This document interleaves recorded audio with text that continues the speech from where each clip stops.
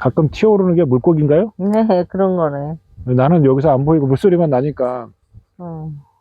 물고기가 있겠네요. 예, 탁탁 자맥질을 하더라고요.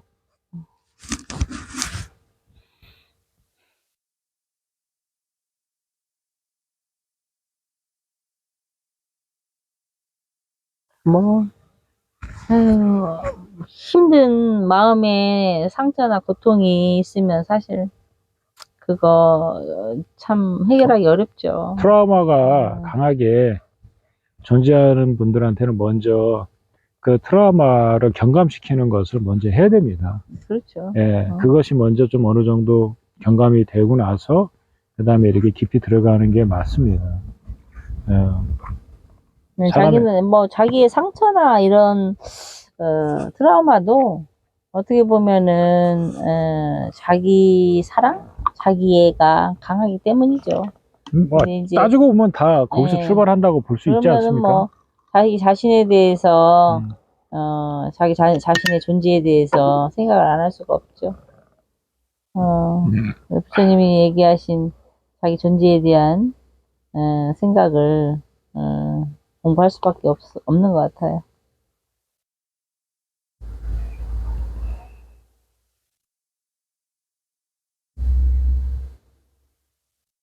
강물만 바라보고 있어도 그럼요. 여기서 무슨 뭐 말이 필요 없죠. 이런 공간에 와서 이런 자세로 편안하게 바라만 봐도 그냥 예, 명상적으로 변하지 않습니까? 편안하게 하늘도 보고 바다도 보고 강물도 보고 흐르는 것도 보고 그렇게 보다 보면 또 가벼움이 느껴져요.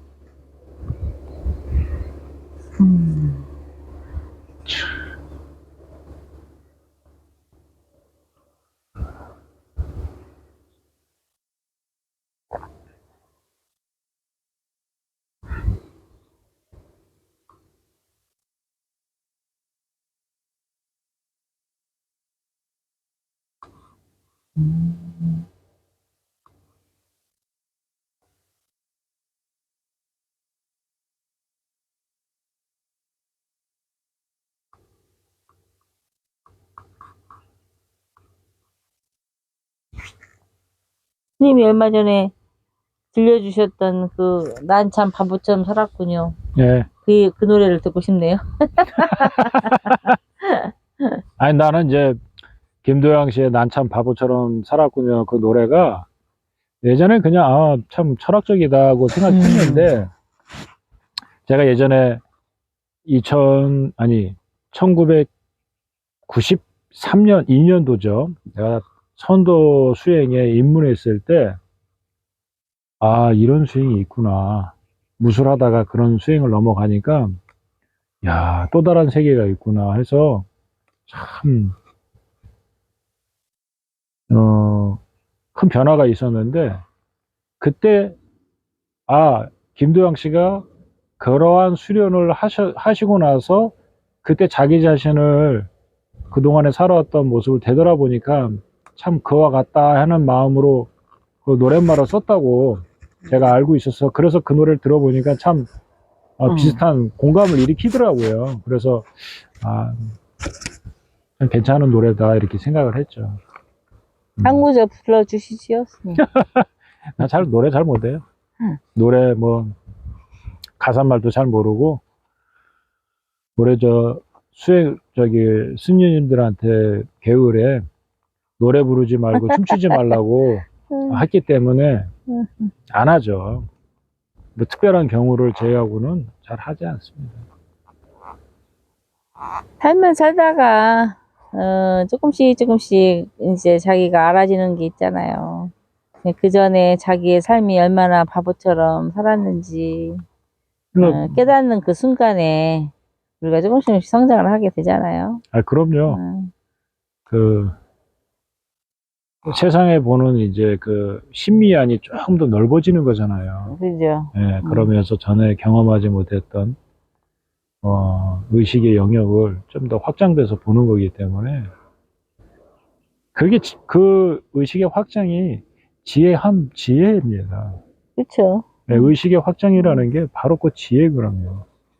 지혜가 확장되는 순간이에요. 전에는 세상을 이렇게만 단편적으로만 바라봤는데 의식의 확장을 통해서 조금은 입체적으로 본다는 뜻이거든요.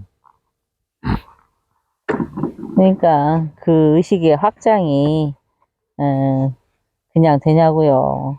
노력을 많이 해야죠. 그렇죠. 고통 그리고 속에 노력이 많이 필요하지만 또 어느 시점에서 그게 갑자기 이렇게 깨달아지는 경우가 많기 때문에 그래도 의식의 확장을 위해서는 자신이 많이 고통스러워 해야죠, 사실.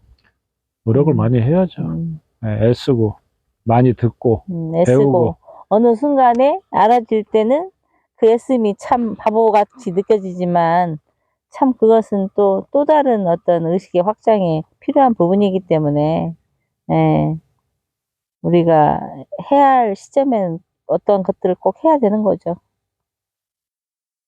뭐 어느 순간에는 그것을 다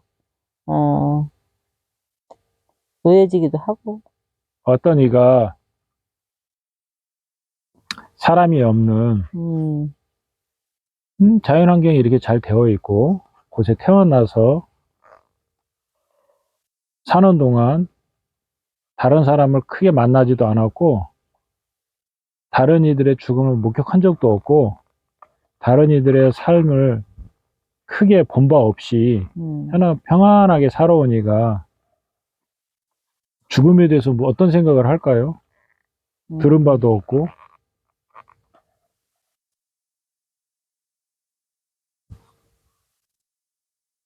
그렇죠. 그러니까 우리는 많은 부분에 보고 듣고 선입견을 이렇게 형성했던 것들이 많기 때문에 굳이 그렇게까지 부정적으로 생각하지 않아야 될 상황들을 우리는 매우 부정적으로 인식되어 왔던 것들이 굉장히 많습니다. 하나의 현상일 뿐인데. 예. 그냥 우리 주변에 누군가 죽으면 울고 애틋해하고 죽음 자체를 부정하는 경우도 많기 때문에 하나의 삶의 연속선상에서 나는 현상인데도 불구하고 끊임없이 그렇게 해왔거든요. 이제 그런 것들도 이렇게 스스로 자기가 질문을 던져보고 사유를 해보면은 조금 다른 인식들이 많이 싹 틉니다. 네.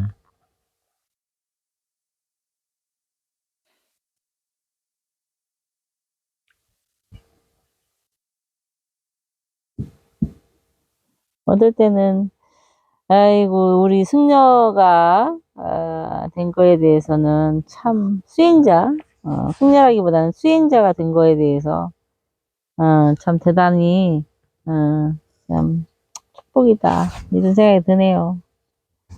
그렇죠. 예. 항상 사유와 어떤 의식의 어떤 그 확장을 우리가 항상 염두에 두고 있어서 많은 부분들을 우리가 지금 그냥 모르고 바보처럼 지나갈 수도 있고 또 어쩌면은 흐르는 강물에 모든 것을 그냥 흐르게 내줄 수도 있지만 그것을 우리가 알고 간다는 것도 굉장히 축복이잖아요. 그게.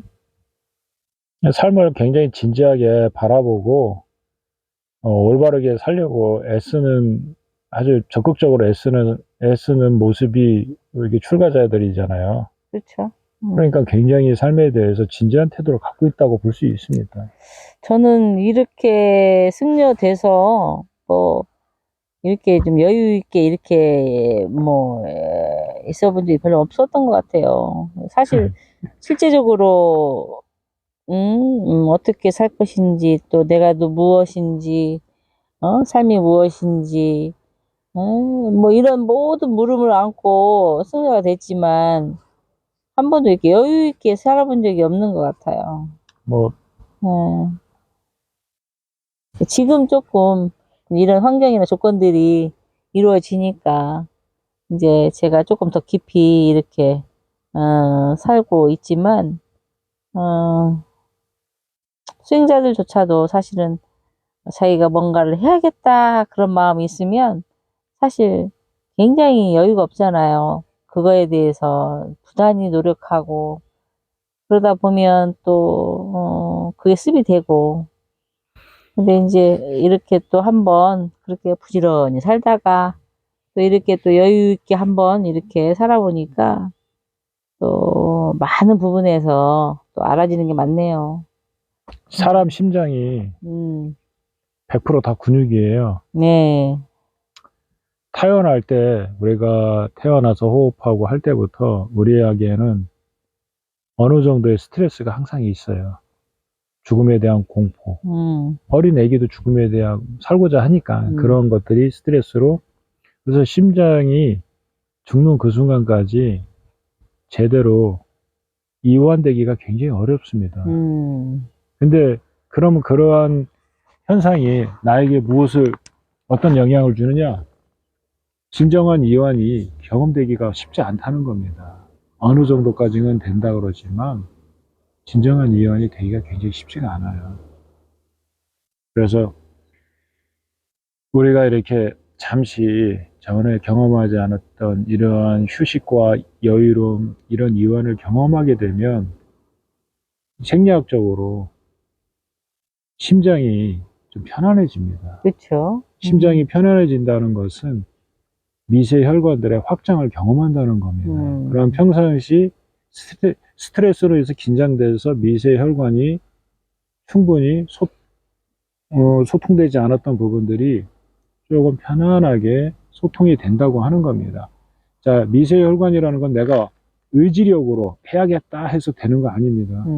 왜냐하면 그런 마음 먹는 자체가 긴장감이기 때문에. 그렇죠. 근데 너무 또 이완을 하면은 수면과 혼침으로 빠집니다.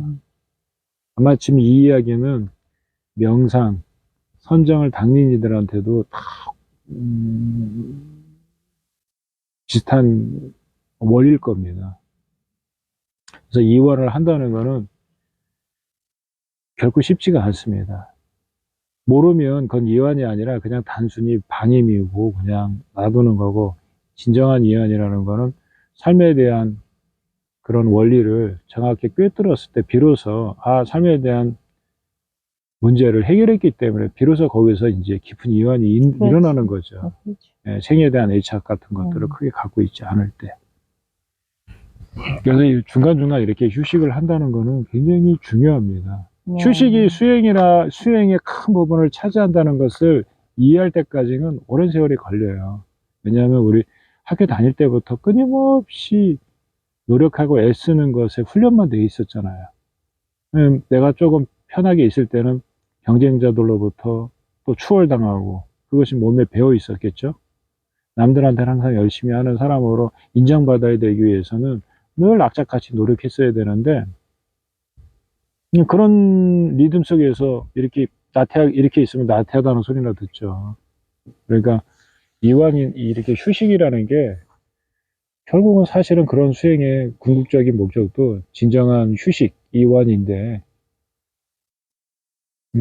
어떻게 보면 지금은 우리가 그런 한 부분을 맛보고 있는 겁니다. 이완이 됐을 때 어떻습니까? 이렇게 휴식이 제대로 되면 어떻습니까? 하늘이 편안하게 보이죠? 그죠? 그렇죠. 네. 이 물이 너무나 편안하게 와닿잖아요. 그렇죠. 모든 산의 이런 지형도 그냥 편안하게 와닿잖아요. 왜? 나의 의식이 그로부터 벗어나 있지 않기 때문에, 부합되어 있기 때문에 자연스럽게 그렇게 되는, 이 환경과 분리가 됐을 때 불안과 초조, 이런 것들이 계속 일어나는 것이죠. 참, 그래서. 그러니까요. 이 예. 이완을 이렇게 하게 되면 진짜로 전혀 다른 조건이죠. 우리가 예. 보여지는 모든 것들도. 그러니까 우리가 마음이 불안하거나 이럴 때 하고 이렇게 이완해서 보는 이런 모든 것들이 다 달라지는 거죠. 그래서 정말 이 이완은 굉장히 중요하고 우리한테 정말로 필요한 부분이죠. 그거를 어떻게 하느냐 이것도 굉장히 우리가 정말 이제 흐르는 물의 속성은 우리 몸의 70%가 수분이기 때문에 우리 물에 혈류나 이런 흐름을 굉장히 촉진시켜 줍니다. 이렇게 보기만 해도. 그리고 깨끗한 하늘, 허공에 이것은 우리의 의식을 굉장히 맑게 해줘요. 우리 머리가 벌써 이렇게, 그죠? 그리고 저기 보이는 형형색 색의 산이라든가 이런 것들을 보면은 우리의 촉감들이나 이러한 감각들을 굉장히 지혜롭게 만들어주고, 그러니까 이게 떨어질 수가 없습니다. 우리는 여기서 나온 존재이기 때문에 환경에서 계속 끊임없이 영향을 먹고 자라고 생리 활동을 하고 있기 때문에 분리된 적이 없죠. 이런 것들을 이렇게 휴식할 때 편안하게 놔두면 순기능이 일어나는 겁니다. 순기능. 저항하지 않고 순응하면 순기능이 일어나죠. 여기에 이러한 이치를 어느 정도 알고서 이렇게 편안하게 있다면 뭐 더 말할 나위가 없지 않겠습니까?